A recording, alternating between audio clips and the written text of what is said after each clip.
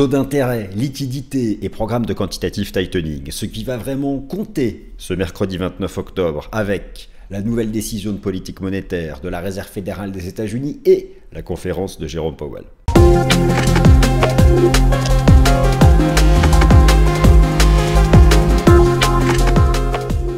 Chers amis, suivez chaque matin mes analyses publiées sur le profil Swissquote du site TradingView, une analyse par jour sur toutes les classes d'actifs. Et enfin, je vous rappelle que le contenu de cette vidéo ne constitue en aucun cas un conseil financier. Le contenu de cette vidéo ne constitue en aucun cas un conseil financier. Merci à tous. Chers amis, je suis ravi de vous retrouver alors dans un nouveau lieu. Soyez indulgents, je suis en train de le prendre en main. Il y a plusieurs façons de cadrer. Je suis enfin arrivé dans mon nouveau chez moi. Je vous garantis que c'est toujours étrange de faire un déménagement. Reprendre ses habitudes, j'ai complètement changé, je suis à plus d'une heure de transport de mon ancien logement, j'ai quitté Paris intramuros, je suis dans un lieu caché, un lieu surprise, un lieu inédit, pour moi en tout cas, mais il peut y avoir des petits indices ci et là. Alors, chers amis, ravi de vous retrouver pour cette édition Fast and Forex un peu spéciale puisque en général je traite le sujet de la Fed essentiellement dans le Top Gun du lundi, mais ce mercredi 29 octobre, décision de politique monétaire de la Réserve fédérale des États-Unis, très attendue dans un contexte particulier parce que vous le savez, depuis le début du mois d'octobre c'est le shutdown, alors des statistiques ont pu être publiées pendant cette période, en particulier la semaine dernière, la mise à jour en retard des chiffres de l'inflation US selon le CPI. Le marché action est tout en haut. Cette semaine est hyper chargée sur le plan des fondamentaux. L'accord commercial très attendu entre la Chine et les États-Unis. Et donc, la Fed qui arrive. Alors, autant vous dire qu'il n'y a pas vraiment de suspense en ce qui concerne le cycle des taux d'intérêt de la Fed, en ce qui concerne ce que le marché anticipe quant au taux d'intérêt des fonds fédéraux, qui devraient à nouveau baisser de 25 points de base. Mais d'autres facteurs vont compter dans cette décision de politique monétaire et en particulier la politique monétaire dont on parle beaucoup moins parce qu'elle fait beaucoup plus rêver en phase d'expansion du bilan de la Fed, le programme de quantitative easing, lorsque le bilan de la Fed augmente et que la liquidité globale augmente, que les réserves des banques augmentent et capables de prêter davantage à l'économie, sauf que depuis 2022, vous le savez, c'est le programme inverse qui s'est déployé, le programme dit de quantitative tightening, ce programme-là qui, chaque mois, réduit le bilan de la Fed, mais aussi depuis 2024, 2022 son point de départ, 2024, la réduction du bilan de la Fed se réduit. Réduire une réduction. La vitesse de baisse du bilan de la Fed s'est réduite. Et donc, ce mercredi 29 octobre, dans un cas très particulier qui a vu, vous l'avez noté ce mois-ci, retour, une mini-crise des banques régionales US, enfin, deux d'entre elles qui ont été mises un peu en difficulté, encore une fois avec des investissements toxiques. Et oui, on ne sait jamais vraiment ce qu'il y a dans leur bilan. Bon. En tout cas, Jérôme Powell a laissé entendre que ce programme de quantitative tightening devrait au minimum voir sa vitesse de réduction encore baisser, c'est-à-dire le montant mensuel d'obligations qui arrivent à expiration qui ne sont pas réinvesties, potentiellement arriver à zéro. Autant vous dire qu'un programme de quantitative tightening qui arrive à zéro, c'est la fin du programme de quantitative. Alors, certains envisagent déjà le retour du quantitative easing. Attention, ce ne sera pas le cas. Déjà, nous allons voir ce que Jérôme Powell nous indique cette semaine. Alors, pourtant, ce mercredi 29 octobre, vous n'avez pas de mise à jour des projections macroéconomiques de la Réserve fédérale des États-Unis. Ce qui va vraiment compter, c'est donc bien sûr la décision en matière de taux. Puis aussi, Jérôme Powell va beaucoup s'exprimer, notamment dans la conférence de presse. C'est plus ou moins là où il va s'exprimer, parce qu'il y a le communiqué de presse qui est un peu laconique, et puis après il va causer. Il n'y a pas de mise à jour des projections macro. On a besoin de connaître son avis sur les stats. Il n'y a pas de chiffre de l'emploi. Alors, il n'y a pas de chiffre de l'emploi depuis un mois. Le dernier rapport NFP a sauté à cause du shutdown. Il y a quand même des données alternatives qui montrent que l'économie US actuellement, en termes de création d'emplois, c'est zéro. Taux de chômage, il n'est pas loin du seuil d'alerte de la Fed. Les chiffres du CPI la semaine dernière montrent en fait que pour le moment, l'impact des tarifs douaniers est vraiment résiduel. Enfin résiduel, il maintient quand même le taux d'inflation un point de pourcentage au-dessus de 2, mais il n'y a pas d'envolée de l'inflation mensuelle, donc ce qui montre que les entreprises en absorbent l'essentiel. Elles ont compris qu'il ne fallait pas non plus tuer le consommateur. Bon, le marché va regarder beaucoup de choses, et c'est d'autant plus important que vous savez, le marché, le S&P 500, ça je vous renvoie vers mes précédents Top Gun, est pas loin de son record en termes de valorisation. Il y a plusieurs critères de valorisation boursière, mais on peut notamment regarder le price earning de Schiller, le PE de Schiller, qui est pas loin de son record de 2000, à la bulle à l'époque, la bulle financière, la bulle de... Bon, comme d'habitude, chers amis, cette vidéo est structurée. On commence déjà par les anticipations concernant cette décision de politique monétaire du 29 octobre. Ensuite, les facteurs fondamentaux que va regarder le marché. Je les couvre tous, je les liste tous. Un focus détaillé sur l'aspect chiffré du programme de quantitative tightening. Et puis, en termes de réaction de marché, je pense qu'il y a un actif dont la réaction sera majeure. Chers amis, on attaque. La liquidité quantitative easing, le grand rendez-vous de politique monétaire de la Réserve fédérale des États-Unis.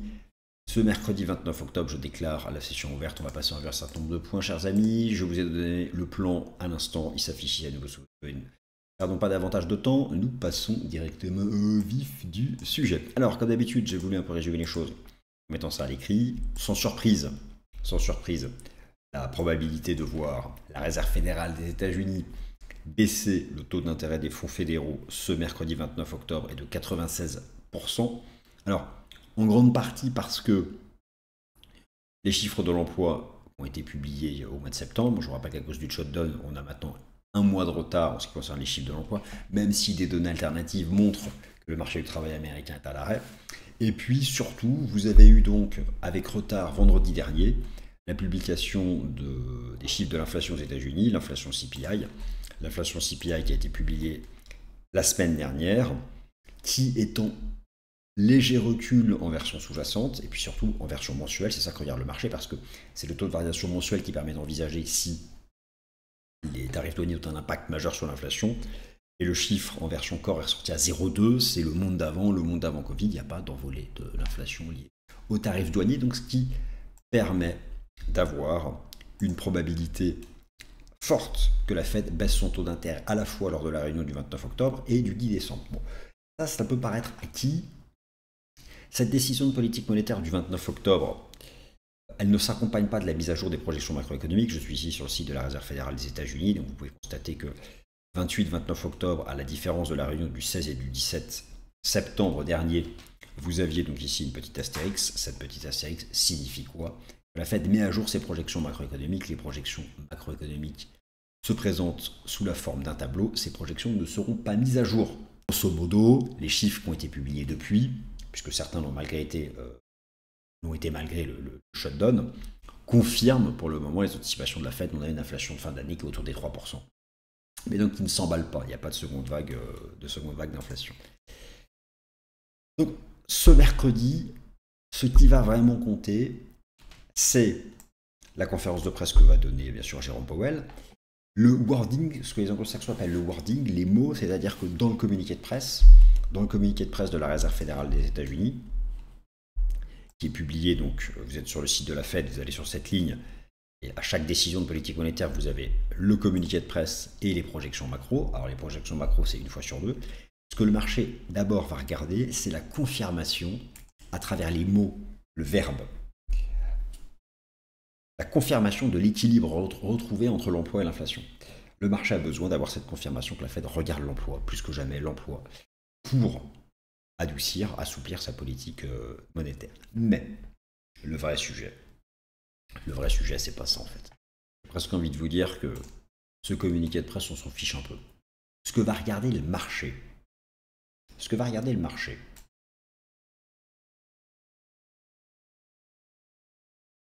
de lettres.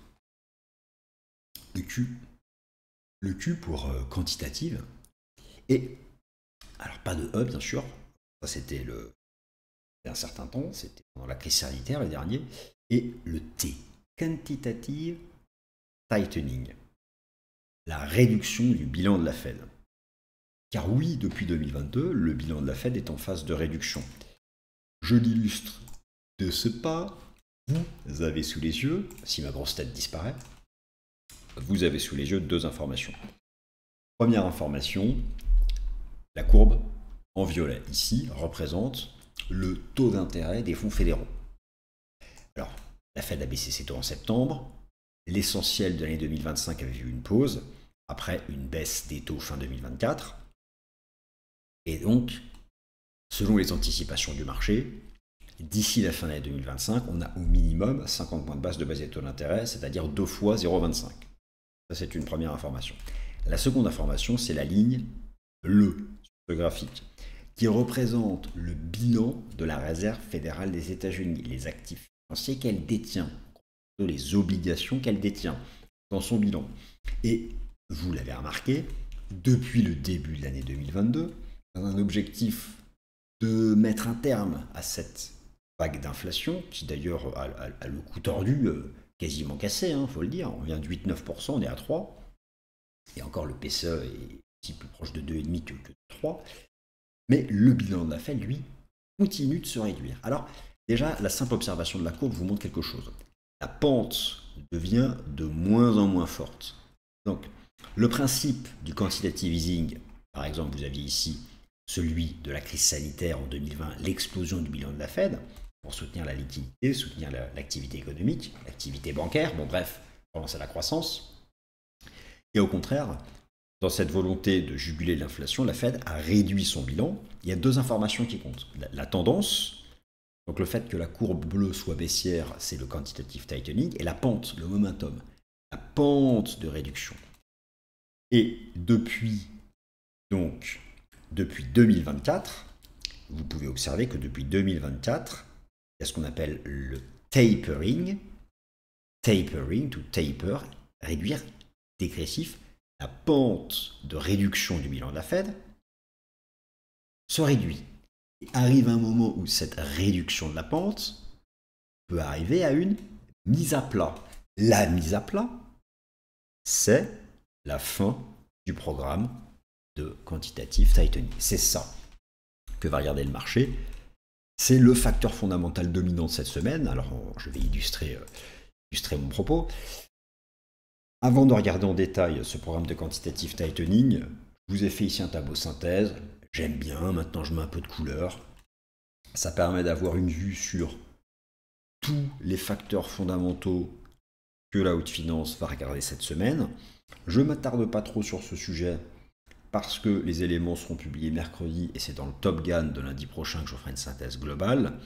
Et grosso modo, la décision en matière de taux d'intérêt, la décision en ce qui concerne la politique monétaire donc non conventionnelle, le rythme du quantitative tightening, le communiqué de presse, la conférence de presse de Jérôme Powell, les mots qui seront choisis en ce qui concerne l'inflation, les mots qui seront choisis en ce qui concerne le marché du travail, les mots qui seront choisis en ce qui concerne la liquidité générale, le marché, le secteur bancaire en particulier, les mots qui seront choisis en ce qui concerne les perspectives de politique monétaire, et bien sûr le marché va donc à travers ça juger la crédibilité de la Fed, l'impact sur le dollar et aussi un autre actif important à regarder, ça j'en parlerai en toute fin de vidéo. Donc là, vous avez, à travers ce tableau, tout ce qui va compter. Ça fait beaucoup de choses.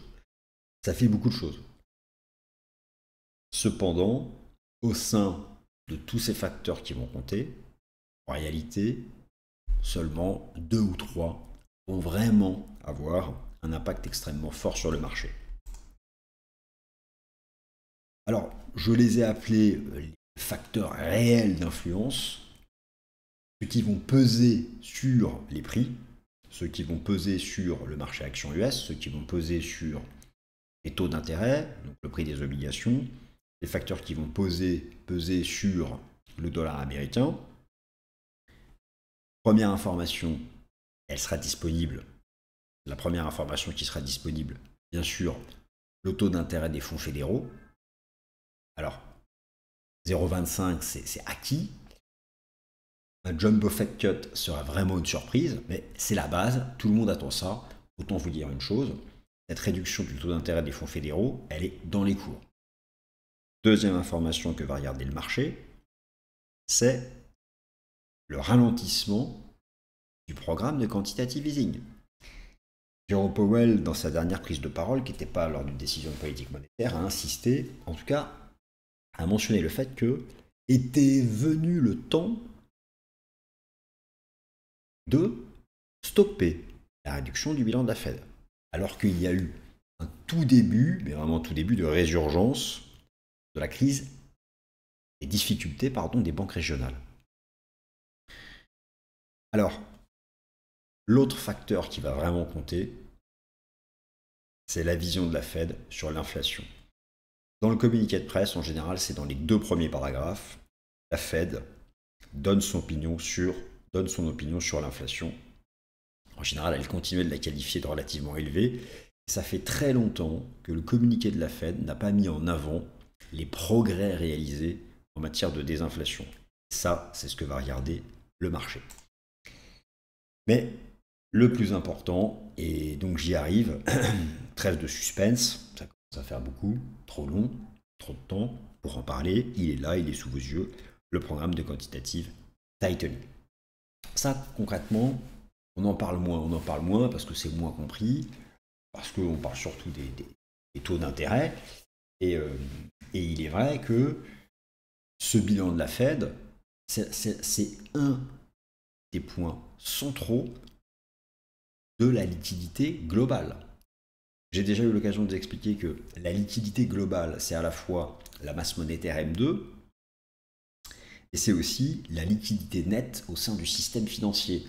Rappelez-vous, je vous en ai parlé dans un Top Gun il n'y a pas très longtemps, le compte de trésorerie le TGA, le compte du trésor public auprès de la Fed, qui se remplit, qui se vide, d'accord. Et puis, vous avez le programme de reverse repurchase, reverse repo, et l'évolution du bilan de la Fed à travers quantitative easing, quantitative tightening. Alors cette liquidité, cette tendance de fond de la liquidité, elle est corrélée aux actifs risqués en bourse. Ici, vous avez donc cette courbe bleue qui est une synthèse intéressante parce qu'elle représente à la fois la tendance des M2 du monde, des principales économies, la masse monétaire M2, est convertie en dollars, et cette courbe intègre le bilan de la Fed, alors aussi le bilan de la BCE, le bilan de la Banque centrale de Chine, le bilan de la Banque centrale du Japon et le bilan d'autres banques importantes, plus le compte du trésor public auprès de la Fed, le TGA, on renvoie vers mes 2 derniers Top Gun, et le programme de reverse repurchase, reverse repo. Lorsque les banques mettent en pension des titres auprès de la Fed, et elles se séparent en fait de liquidité. Non, c'est le contraire. Non, pour moi. Les banques régionales stockent de la liquidité auprès de la Fed. Bon, tout ça compte. La Fed n'a pas la main directe sur le programme de reverse repo. Les banques font ce qu'elles veulent. En fonction des opportunités de marché. Bon. En ce qui concerne le programme de quantitative easing, de quantitative tightening, le bilan de la Fed a totalement la main. Alors ici, j'aurais pu prendre le S&P 500, mais quand je parle de corrélation positive entre cette liquidité structurelle globale, avec un point majeur, avec la place centrale du bilan de la Fed et les actifs risqués en bourse, vous pouvez quand même observer qu'il y a une relative corrélation visuelle entre, par exemple, ici le cours du Bitcoin et cette liquidité globale. Donc, ce bilan de la Fed dont la réduction est de moins en moins pentue, cette réduction pourrait donc se mettre à zéro. Mais c'est pas sûr. Alors, où en est-elle actuellement, justement, cette réduction? Quels sont les chiffres? J'y viens. Donc, vous avez sous les yeux, ce tableau est vraiment intéressant. Le programme de quantitative tightening est ici complètement chiffré. Le quantitative tightening a donc commencé, c'était en début d'année 2022. C'est bien en début d'année 2022, vous voyez ici que donc c'est en avril-mai 2022 que le bilan de la Fed a atteint son point culminant, avec 9 trillions de dollars. Et depuis, le bilan de la Fed s'est quand même significativement réduit, puisqu'il est à 6 trillions de dollars. Donc ça, c'est ce qu'on appelle le quantitative tightening.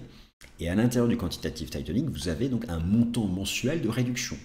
Donc, d'abord, le montant du quantitative tightening, c'était de 25 milliards par mois, puis c'est monté à 60 milliards par mois. C'est resté stable autour des 60 milliards par mois jusqu'à la fin d'année 2023, et depuis début 2024, 55 milliards par mois, 45 milliards par mois en décembre 2024, 40 milliards par mois en mars 2025, et la dernière réduction du QT, donc réduire le QT, c'est le tapering. La dernière opération de tapering, ce fut en juin 2025, à 35 milliards par mois de réduction du bilan. Ce que va regarder le marché cette semaine, c'est ça.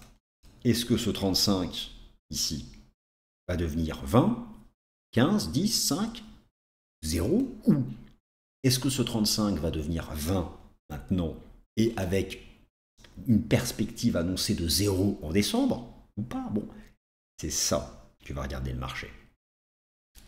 Car si le programme de quantitative tightening s'arrête, cela aura un impact substantiel sur l'évolution de la liquidité globale. Et cette liquidité globale est corrélée donc aux actifs risqués en bourse. Alors pour résumer, une petite infographie rapide, le programme de quantitative tightening, la réduction du bilan de la Fed, a donc commencé au début de l'année de 2022. À partir de l'année 2023, nous sommes en train d'une phase de réduction de la vitesse de baisse du bilan de la Fed, réduction de la vitesse de baisse du bilan de la Fed, et donc l'idée c'est, est-ce que fin 2025, début 2026 verra l'arrêt en fait de ce programme de quantitative tightening. En termes d'impact, voilà, je vais un peu vite. Bon, les choses peuvent paraître logiques par rapport donc à ce qui va être annoncé ce mercredi. Donc je fais des slides beaucoup plus épurés. Hein. Dites-moi si ça vous plaît ou pas, ou si vous préférez les slides à l'ancienne, ou que j'alterne, on verra. Mais concrètement, le combo gagnant, c'est ça. Une baisse du taux d'intérêt des fonds fédéraux, plus l'annonce d'un ralentissement du QT, voire carrément son arrêt. Alors là, autant vous dire que cela aura un impact très positif sur les actifs risqués en bourse. Si ce mercredi, la Fed annonce simplement une baisse de taux, mais qu'il n'y a pas de modification du programme QT, ni même de perspective annoncée. Alors, l'effet, autant vous dire que pour moi, l'effet sera au mieux neutre à modéré, voire bearish, parce que la baisse de taux est complètement intégrée dans les cours. Le 0,25 est intégré dans les cours.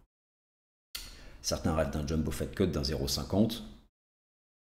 Ça peut être une surprise, on verra. Alors bien sûr, en cas d'absence de baisse de taux, imaginez que la Fed, rappelez-vous, hein, c'est pas Jérôme Powell qui décide, ce sont les membres du FOMC.